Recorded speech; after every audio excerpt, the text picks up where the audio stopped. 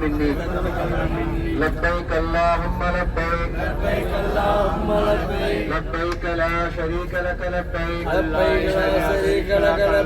إن الحمد والنعمة لك والملك لا شريك لك لبيك اللهم لبيك لبيك لا شريك لك لبيك إن الحمد والنعمة لك والملك لا شريك لك